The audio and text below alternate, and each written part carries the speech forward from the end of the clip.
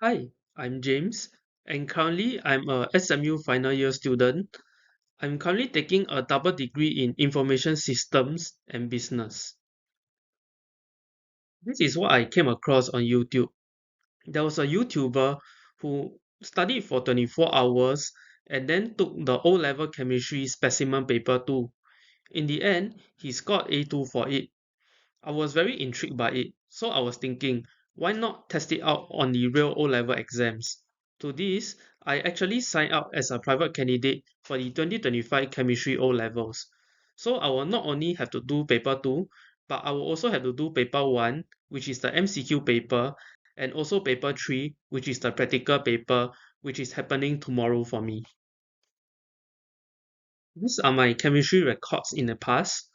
For me, I scored A for H2 chemistry and distinction for H3 chemistry previously. That was way back in 2018. I therefore can still recall some of my chemistry stuff, so I will probably not take too long to study or recall some of the key concepts. As you can see, my schedule in university is extremely busy. 2 days before the O level chemistry paper 3, I had two midterms. And then the day after the O level chemistry paper 3, I have one midterm. As can be seen, I do not have much time to actually study for this O level chemistry exam, and therefore I am going to wing it. Here is the O level chemistry weightage for each of the three papers. Paper 1 is MCQ and has a weightage of 30%. Paper 2, which is the structure and free response paper, with a weightage of 50%, and the practical, which will be happening tomorrow, with a weightage of 20% and a duration of 1 hours and 50 minutes. This is my planned study schedule of 24 hours. As an average person sleeps 8 hours a day, I therefore only have 16 hours to actually study for the entire O levels chemistry. My initial plan is therefore to study 3 hours for the practical paper, 10 hours for paper 2, which is the bulk of the mugging, and 3 hours for paper 1, which is just about doing past MCQ papers only. The time taken for studying, of course, doesn't include the making of this video, which is the extra time over and above the time that I actually use to study. Without further ado, I will proceed to talk about the O-level chemistry paper 2025 and what I think of it. I bought the past year practicals exam from the popular bookstore, which contains the past 10 years of O-level chemistry practical examinations. I will start talking from the 2024 paper 3. 16 marks was tested on the mole concept using titration, 14 marks tested on kinetics using gas production, and 5 marks on QA and 5 marks on planning. For 2023 paper 3, 21 marks was tested on kinetics, 6 marks on QA, 7 marks on the mole concept using acid-base titration, and 6 marks on planning.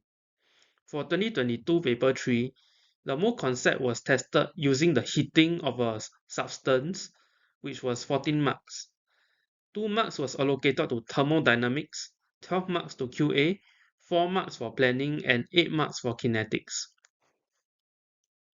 For 2021 paper 3, QA was worth 11 marks, so that's a lot.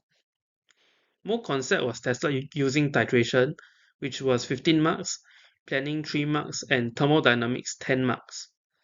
For 2020 paper 3, planning was 5 marks, mole concept using titration was 14 marks, QA was 13 marks, and kinetics was 8 marks.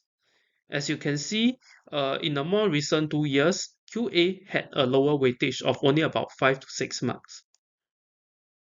Therefore, I think the major parts that will come out are QA. I believe that the weightage may be higher this time, such as a weightage of about 10 marks like in the past.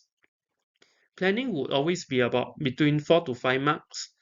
Mole concept, I believe if it comes out, it will be between 10 to 15 marks. I think it's extremely likely to come out, and most likely when it comes out, it will be tested using titration. Also, there is kinetics, which will be 10 to 15 marks uh, with gas production and iodine reaction. I think thermodynamics may or may not be tested, but I think the likelihood may not be too high. And also, I think thermodynamics is also a pretty direct topic also. I also did further analysis on the past 5 years worth of practical paper, and I also found that there are certain subparts that will definitely come out every year. Graph drawing, which is about 3 to 4 marks, that will always come out every time. The things to take note of would be the title, axis, scale, points, and as well as the line of best fit. Secondly, experimental design related questions also tend to come up pretty frequently every year, and usually it will be about between 3 to 4 marks, and is always the last one or two part of each major question. Uh, the usual question styles are like this. What happens if something is done instead? The student overshot the titration endpoint, and what is the effect on the results of the experiment? Or why water is added to the reaction mixture? And how to improve the accuracy of the experiment. Last but not least, another part that will definitely come out every year is the drawing of table to record the results. And I think one should take note of the correct units and the correct header. The major theoretical concepts to study would include the mole concept. It has come out heavily every single year because when you do an experiment, you can never run away from the mole concepts. The next would be QA concepts. I realized that in the practical, only inorganic QA is tested, and one is only expected to be familiar with the inorganic ions in a given nodes. If there are any ions that are not in a given nodes, or if there is organic QA, then the candidates will only be expected to draw conclusions of a general nature. So this means that studying for QA is actually much more direct because I only have to be concerned about inorganic QA as well as the ions that are given in the given notes that will be attached to the paper on the test day itself. Next will be kinetics. It has got to do with the rate of experiment and how you, if you change certain variables, how will affect the speed of the reaction. Next will be experimental planning. Certain questions have been noted to come out in the past 5 years, such as paper chromatography, distillation, titration, kinetics, and solution preparation. As for solution preparation, usually the question that they will always like to ask is that you have a certain concentrated solution of acid or base, and how do you prepare a solution that is much more dilute? And how do you precisely prepare so? The answer to this would be to use a pipette and pipette 25.0 cm cube into a volumetric flask that is 250 cm cube, and then fill up the rest with deionized water. So that is how people prepare a standard solution. Last but not least, thermodynamics. This is for the heat-related and energy-related experiment with a thermometer. So this involves mugging of like what is the specific heat capacity, the MC delta T equation specifically. This is the list of what I actually studied. Firstly, I studied safety procedures, especially during the heating of a liquid in a test tube. I think this is pretty important because this is the most likely to end up in an accident if it's not done correctly. Secondly, I studied the mole concept heavily as it is heavily tested in every single year, and usually it carries a pretty heavy weightage, and I think that this is not very difficult marks to get actually. Thirdly, I studied QA. I studied the common QA ions, the cation ions and anions in the list, as well as the gas tests. I think there's also a life hack during the actual practical.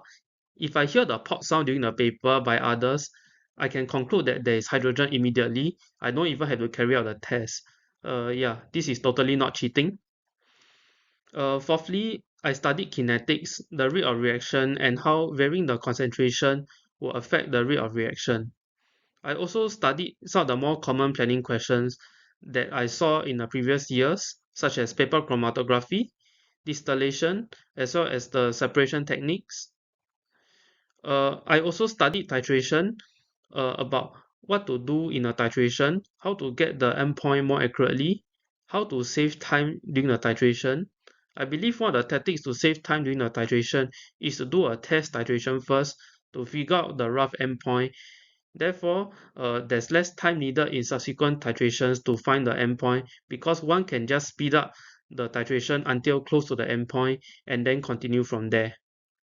Last but not least, I studied about thermodynamics, which is about the MC delta T related topics, which I think is pretty straightforward.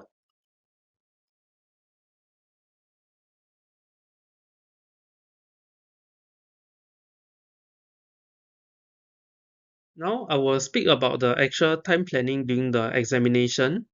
I plan to leave about 15 minutes to check, and therefore I only have 95 minutes remaining. Divided by 40 marks, that is 2.4 minutes per mark. For example 1, if I'm given a 15-mark titration question, I will expect to spend 36 minutes on it. I find that this is rather long, given that titration is usually quite straightforward at the O levels compared to the A levels, because in the A levels, there's usually an additional step of solution preparation using a volumetric flask. In O levels, one only has to titrate immediately, so that is pretty straightforward actually. Secondly, I find that the theory questions for titration are usually straightforward because they are more concept related. One thing that I would take note for titration is that if I struggle with the titration in trying to get an accurate and consistent endpoints, I will just give up the accuracy marks because it's only 2 to 3 marks. Example 2 would be a 10-mark QA question, which is about 25 minutes. For me, QA is always my weakness, so I will probably have to spend the full 25 minutes to make sure that I get the correct answers and the correct observations. In conclusion, I feel that paper 3 is actually a theory paper. Most questions are theoretical in nature. You don't really have to carry out the experiments and you can answer them. The second point is that time management is very important. I think it's a very big waste to leave theory questions blank, especially those that you do not have to do any experiments and you can answer them. Thirdly, accuracy marks for titration are not crucial. They're only about 2 or 3 marks, and the weightage of the practical is only 20%, which is not very high. I believe that the time will be better spent to make sure that all the other questions are well answered. So, all the best for paper 3. See you there tomorrow. Thank you.